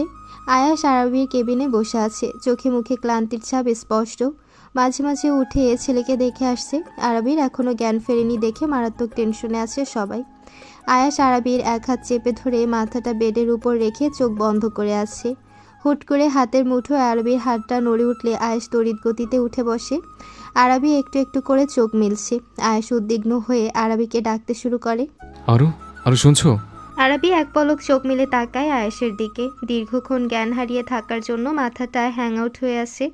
আরাবি একটু সময় নিয়ে ধাতস্থ হতেই হুট করে মনে পড়ে যায় স্রোতের কথা। আরাবি ঝট করে নামতে গেলেই হাতে থাকা ক্যানেলা থেকে ফিনকি দিয়ে রক্ত বেরিয়ে পড়ে। স্লাইন কিছুক্ষণ আগে খুলে দেওয়া হলেও ক্যানেলাটা এখনও হাতে। আয়াস এক গুচ্ছ তুলো নিয়ে জায়গাটা চেপে ধরে। কি করছো কি? সাবধান উঠবে তো। এখন ব্যথাটা কি পেলো? আরাবি আয়েশের কথায় পাত্তা না দিয়ে বেড থেকে নিচে নেমে বলে, স্রোত কোথায়? ও ঠিক আছে তো? ওর কিছু হয়নি তো? আয়াস এক হাত আরবির গালে রেখে সান্ত্বনার সুরে বলে, আরবি আরবি স্রোত একদম ঠিক আছে, এমনকি তোমার থেকে ভালো আছে। জানো কতক্ষণ ধরে তুলি সেন্সলেস? 12 ঘন্টা। ছেলে তো সেই কখন জ্ঞান ফিরেছে, এখন ঘুমোচ্ছে। মানে কি একটা অবস্থা! ছেলে অ্যাক্সিডেন্টের শিকার, তবু তার 3 থেকে 4 ঘন্টা পর জ্ঞান এসে গেল। আর ছেলের মা 12 ঘন্টা ধরে অচেতন। আরবি এবারও আয়াসের কথায় পাত্তা না দিয়ে দরজার দিকে এগিয়ে যেতে যেতে বলে, আয়াস, আমি আব্বাজানের কাছে যাবো, আবার নিয়ে চলুন। আয়াস বড় বড় পা ফেলে আরবির এক হাত নিজের মুঠোয় পুড়ে নিয়ে বলে, নিয়ে যাচ্ছি তো, আগে তুমি শান্ত হও ঠিক মতো, না হলে খুব খারাপ হবে। আরবি শান্ত হয় না, তাড়াহুড়া করে আয়েশের হাত ধরে বের হয় নিজের কেবিন ছেড়ে। আরবি তড়িঘড়ি বাইরে বেরিয়ে এসে দেখে বৃষ্টি আরবির কাঁধে মাথা রেখে চোখ বন্ধ করে আসছে, আর আবির এক পাঁজর থেকে আলগোছে জড়িয়ে নিয়েছে বৃষ্টিকে। এই দৃশ্য দেখে আরবি স্তব্ধ হয়ে আয়েশের দিকে তাকায়। আয়েশ আরবির দিকে তাকিয়ে মৃদু হাসে। আরবি কণ্ঠে কৌতূহল মিশিয়ে বলে, আয়াস, ওরা না একসাথে হলেই ঝগড়া করতো? আয়েশ আরবিকে সন্তর্পণে ওখান থেকে সরিয়ে এনে বলে, সেটা অতীত my wife, not there love birds. আয়েশের কথা শুনে আরবি চমকে উঠে বলে, কেমনি কি আয়াস? এমনি এমনি চলে এবার। আরবি আর আয়াস একসাথে স্রোতের কেবিনে আসে। স্রোত ঘুমিয়ে আছে নার্সিংহোমের সাদা বেডে। এইটুকু ছেলেকে ঘিরে রয়েছে কয়েক রকমের ডাক্তারি যন্ত্রপাতি। মিহু আর মিম আছে স্রোতের কাছে। আরবির চোখ ভরে আসে ছেলের এই করুণ অবস্থা দেখে। এখনও ছেলেটার হাতে রক্ত, স্লাইন চলছে। আরবিকে আসতে দেখে মিম উঠে দাঁড়ায়, চিহ্নিত কণ্ঠে বলে, মিষ্টু, তুই ঠিক আছিস বোন? দাঁড়া, ওয়েট কর, তোর ভাইকে ডেকে আনি, পাশের কেবিনে আছে অয়ন আর সারাকে নিয়ে। মিম আহিরকে ডাকতে তড়িঘড়ি বেরিয়ে পড়ে। আহির যে বোনের এই অবস্থায় কতটা ভেঙে পড়েছে তার বলার অপেক্ষা রাখে না। আরবি এগিয়ে এসে বেডের পাশে একটা টুলে বসে। স্রোতের একটা হাত নিজের মুঠোয় পুড়ে পরপর কয়েকটা চুমু খায়।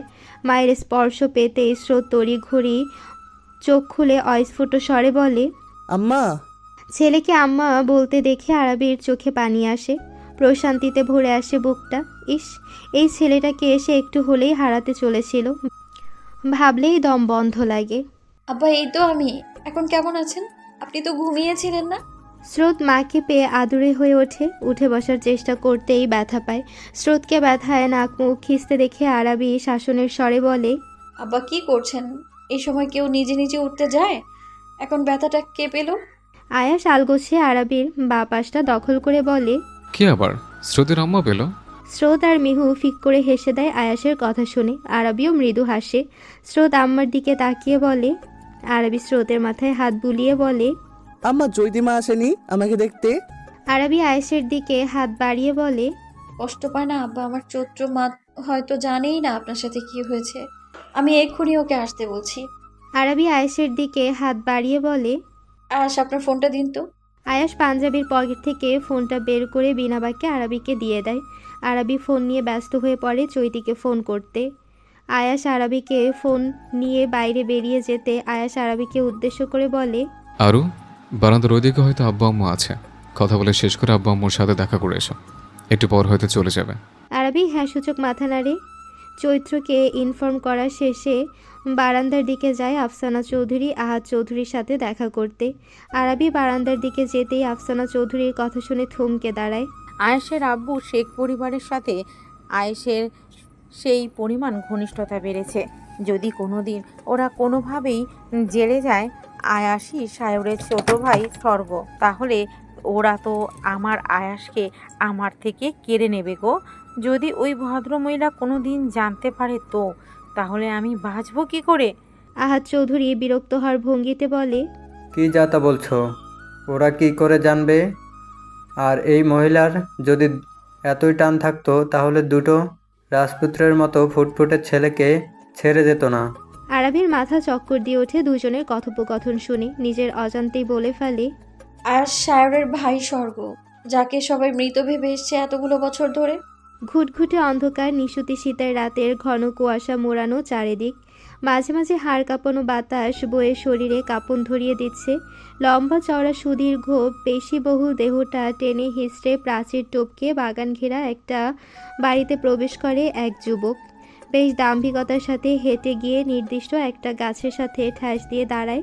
নীলচে চোখে তার ক্লান্তি স্পর্শ, তবুও নিজের একচ্ছত্র প্রশান্তিটুকু বুঝে নিতে এত কষ্ট করে প্রাচীর টপকে আসা তার। যুবকটি নিজের কপালে পড়ে চুলগুলো আলগোছে পেছনে ঠেলে দেয়। কিছুক্ষণ যেতেই রিনঝিন পদধ্বনি শুনতে পেয়ে প্রস্তর হাসে যুবকটি। ক্লান্তিমাখা মুখে প্রাণবন্ত সেই হাসি, যে কিনা চমৎকার তা হয়তো ব্যক্ত করা সম্ভব নয়। ধীরে ধীরে পায়ের আওয়াজ স্পষ্ট হয়। ছেলেটি এবার সোজা হয়ে দাঁড়ায়। মিনিট খানিকের মধ্যে একটা মেলি কায়া তার বুকে ঝাঁপিয়ে পড়ে। ছেলেটি দুহাত দিয়ে আঁকড়ে ধরে প্রেয়সীর কম্পনরত বদনখানি। রোজ এত ঝামেলা পোহাতে দুরু দুরু বুক নিয়ে যে দেখা করতে আসে এই ভীতু মেয়েটিকে, এই জন্যই কি তার হাজার শুকরিয়া আদায় করা উচিত না? দুজনেই নির্বাক, কেউ কোনো কথা বলছে না, একে অপরকে অনুভব করতে ব্যস্ত। নীল চোখা সুদর্শন যুবকটি মেয়েটির হাঁটু অবধি খোলা কোকড়ানো চুলের ভাঁজে নাক গুজে লম্বা শ্বাস টেনে প্রেয়সীর চুলে নেশা ধরিয়ে দেওয়া ঘ্রাণ প্রাণ ভরে নিতে ক্ষান্ত হয়। বুকে জড়িয়ে থাকা আদুরে প্রাণটি আরেকটু শক্ত করে জড়িয়ে কোমল চিত্তে ডাকে, তোতা পাখি, মন খারাপ? মেয়েটি এবার মুখ তুলে চায়। নিজের নরম তুলতুলে হাত জোড়া দিয়ে দখল করে নেয় ছেলেটির সুশ্রী মুখশ্রী। চোখে চোখ রেখে বলে, হসপিটালে সার্জারি করে অফিসে ক্লায়েন্ট মিটিং করা, ডিজাইন করা, দাদিকে নিয়ে দৌড়ঝাঁপ, সারাদিন এমন অমানসিক পরিশ্রম করে রাতে এইটুকু সময় কি বিশ্রাম নেওয়া যায় না? কি দরকার এই এতটা দূর এই শীতের রাতে ড্রাইভ করে আসার? শরীর তো অবশ হয়ে এসছে। ছেলেটি বিস্তর হাসে, ধবধবে ফর্সা মুখে ডার্ক রেড, ঠোঁটের মুক্তঝরা হাসি। এই পুচকে মেয়েটার এত চিন্তা তাকে নিয়ে, সব দিকে তার নজর আছে। কবেই আদরের শাবকটাকে নিজের ঘরে একচ্ছত্র প্রশান্তি রূপে দেখবে। ছেলেটি মেয়েটার কোমর জড়িয়ে নাকে নাক ঘষে বলে, আমার ওই দানবের মতো বাড়িতে একা থাকতে একদমই ইচ্ছে করে না পাখি। ওইটাকে আমার মৃত্যু পরিছাড়া কিচ্ছু মনে হয় না। যেদিকে তাকাই কোথাও কেউ নেই, চারিদিকে দুদু করে সবসময়। দাদু মারা যাওয়ার পর দাদি সবসময় বীজ নিয়ে বিড়ি। আমার মা বাবা তো কোনো কালেই ছিল না। ছোট্ট ভাইটা বেঁচে থাকলে কি খুব ক্ষতি হতো? ওকে আমি মাথায় করে রাখতাম। দাদি বলে জন্মের সময় নাকি ও মারা যায়। এমনটা কেন হতে হলো বলো? বলতে পারেন? আর যদি ও থাকতো তাহলে ওকে নিয়ে কি আমার একটা সুখের নীড় হতো না? ও কি আমার স্বর্গ হতো না? শাওরের ভাই স্বর্গ। আল্লাহ আমাকে বাবা মায়ের ভালোবাসা তো দিল না, ছোট্ট ভাইকে ভালো রাখার সুযোগও দিল না। ওকে আমি ভীষণ মিস করি জানো। মাঝে মাঝে ধৈর্য হারিয়ে আল্লাহর কাছে অভিযোগ করতে ইচ্ছে করে, আল্লাহ আমার ভাইকে আমার থেকে নিল কেন? শায়র থামে। কথা বলতে বলতে ধরে আসে তার গলা। মিষ্টি বোধহয় বুঝলো তার স্বামীর মনের অবস্থা। আজ কি সেই ছোট্ট ভাইকে বেশি মিস করছে? মিষ্টি আরও শক্ত করে জড়িয়ে ধরে শায়রকে, যেন বুকের ভেতর ঢুকে যাওয়ার অদম্য প্রয়াস। শায়র একটু সময় নিয়ে প্রিয়তমার ভালোবাসা মাখা আদরটুকু অনুভব করে। কোমল ললাটে পুরুষ্ঠ ওষ্ঠ জোড়ার তপ্ত ছোঁয়াটুকু দিয়ে অসহায়ের মতো বলে, পাখি 18 হয়েছে না আপনার? এক্সামও শেষ। অ্যাডমিশনটা আমার কাছে এসে দিলে সমস্যা। সারাদিন অমানসিক পরিশ্রম করার পর এই প্রশান্তিটুকু পেতে এত লক্ষ্যচুরি করতে ইচ্ছে করে না। আপনার বাড়িতে কথা বলি, একেবারে চলে আসুন দেখি আমার নিবাসে। ওই মৃত্যুপুরীকে আপনার প্রণয়ের সঞ্জীবনীর একটু প্রাণের সঞ্চারের জন্য তৃষ্ণাত্ম পথিকের মতো ছটফট করছি। মিষ্টির চোখে পানি এসে যায়। একটা মেয়ে ছাড়া বোধহয় কেউ বোঝে না এমন পরিস্থিতিতে কেমন কষ্ট হয়। একদিকে পরিবারকে ছেড়ে যাওয়ার বেদনা, অন্যদিকে প্রিয় মানুষটার হৃদয় বিদারক আহ্বান। কোথায় যাবে সে? মিষ্টি দীর্ঘক্ষণ কিছু একটা ভাবে। শায়ের উত্তরের অপেক্ষায় তার তোতা পাখির দিকে চেয়ে মিষ্টি লম্বা একটা শ্বাস নিয়ে ধাতস্থ হয়ে বলে, জনাব, আপনার এক প্রতি কষ্ট আমার সহ্য হয় না। আমাকে নিয়ে গিয়ে যদি আমার এত বছরের ভয়ঙ্কর একাকিত্বের অবসান হয়, তাহলে আপনার সাথে যেতে আমি প্রস্তুত। কথা বলুন বাড়িতে, এখন আমার বাবা ভাইয়া রাজি হলেই হয়। শায়র প্রাপ্তির হাসি হাসে। সে ভালোবাসতে কোনো ভুল করেনি। একটা ফুল বেছে নিয়েছে সে। সেই ফুলের পবিত্রতা আর স্নিগ্ধতার কোনো সীমা নেই। মানামানের কি আছে? ভদ্রতার খাতিরে তাদের অনুমতি চাইবো, নাহলে আমার বউ আমি তুলে নিয়ে যাব। ভুলে যায় না ম্যাম, আমি আপনার হাজব্যান্ড, বয়ফ্রেন্ড নই। মিষ্টি নিজের কল্পনার জগতে বিচরণ করছে। কাউকে কিছু না বলে কখন নার্সিংহোম থেকে বেরিয়ে নিজের একান্ত শান্তির নীড়ে এসেছে। একা একটা মেয়ে যে এই রাতে একজনের কবর আঁকড়ে ধরে এতক্ষণ পার করতে পারে তা হয়তো কারোর জানা নেই। আরবি শাওরের কবরটা দুহাতে আঁকড়ে ধরে চোখ বন্ধ করে আছে।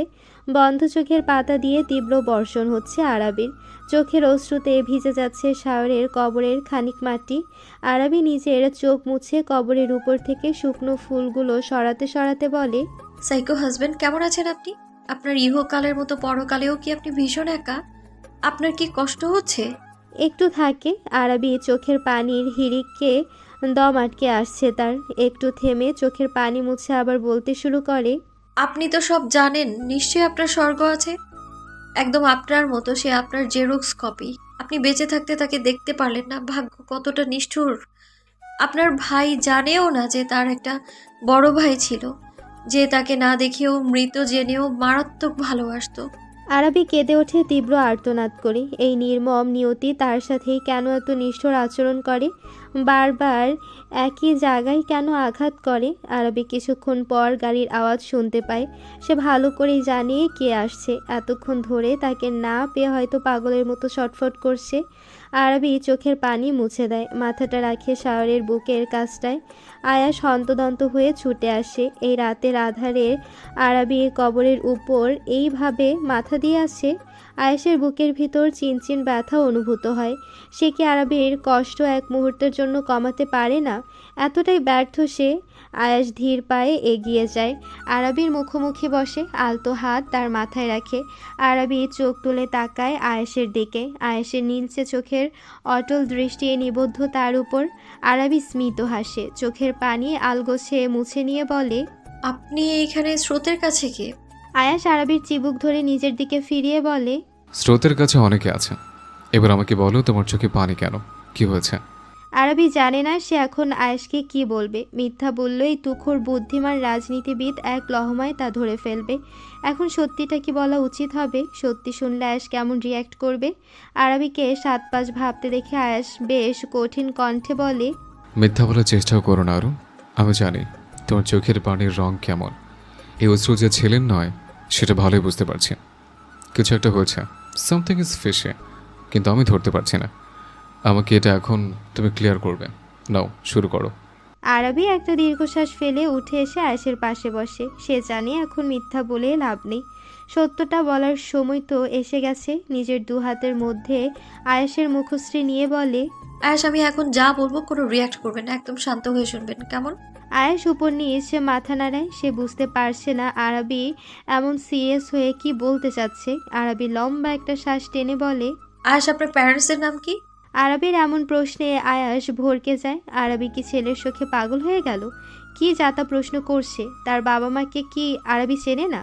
আয়াসকে ড্যাব ড্যাব করে তাকিয়ে থাকতে দেখে আরবি আবার প্রশ্ন করে, আয়াস, আপনার কখনো মনে হয়নি বাংলাদেশি হওয়া সত্ত্বেও আপনার এই নীলচে চোখ কেন? আপনি বাংলাদেশিদের মতো দেখতে না কেন? মানে ওদের মতো দেখতে কেন? আপনার বাবা মা পরিবারের কারো মতো আপনি দেখতে না, অথচ শায়রের জেরক্স কপি। কখনো খটকা লাগেনি কেন এমন? দুটো লোকের কোনো সম্পর্ক নেই, অথচ তাদের চেহারা, নেচার, গায়ের রং, কণ্ঠ, চিন্তা ভাবনা সব এক কি করে? আয়েশের বুকটা ধ্রিম ধ্রিম করছে। আরবি কি বোঝাতে চাইছে? আরবির এত এত যুক্তি আসলে খণ্ডানোর মতো না। আয়েশ তীক্ষ্ণ দৃষ্টি ফেলে আরবির উপর। আরও যা বলতে চাইছো পরিষ্কার করে বলো। আবির নির্লিপ্ত কণ্ঠে বলে, আপনি কে? কি আজকে কথা বলছো?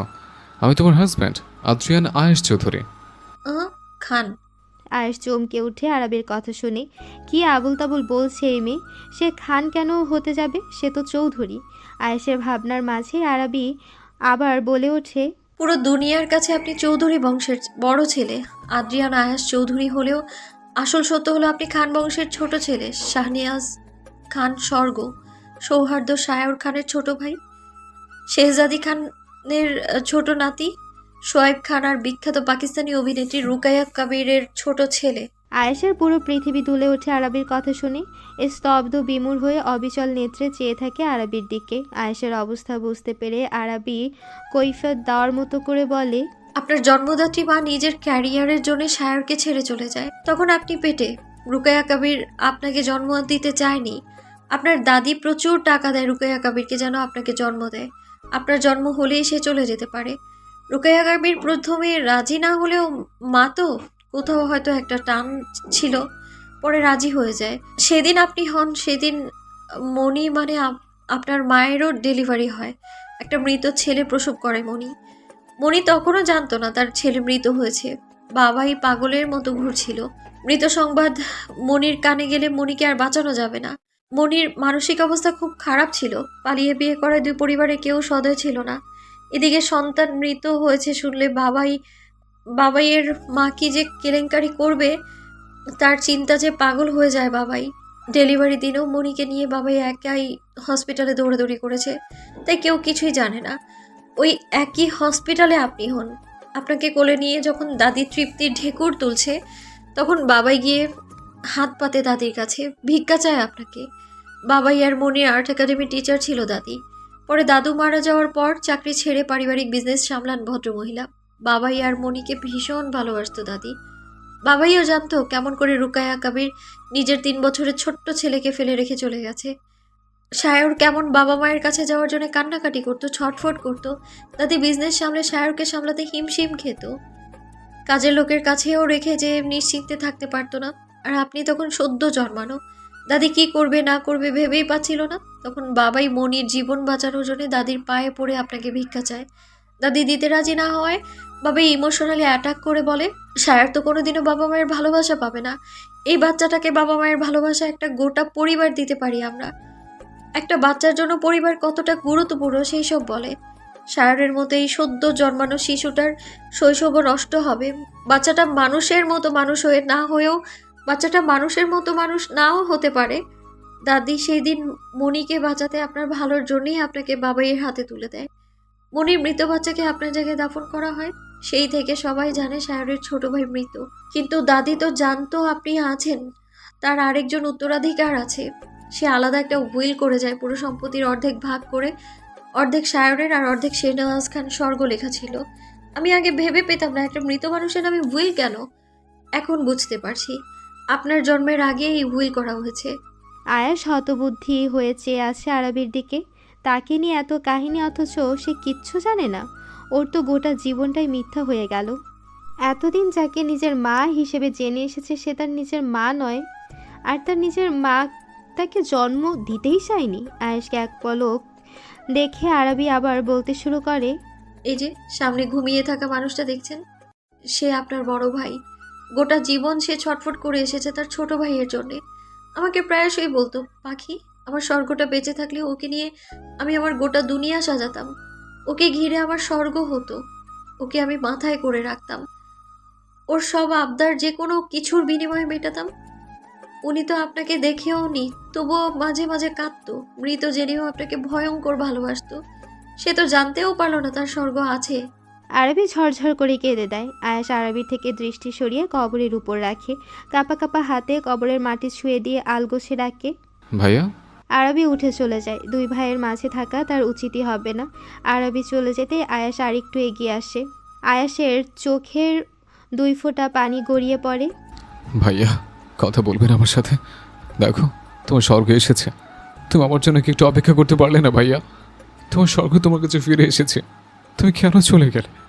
আমার মাথায় একবারও তোমার এই আদর মাখা হাতটাও রাখলে না। এমন নির্দয়ের মতো চেয়ে গেলে কেন?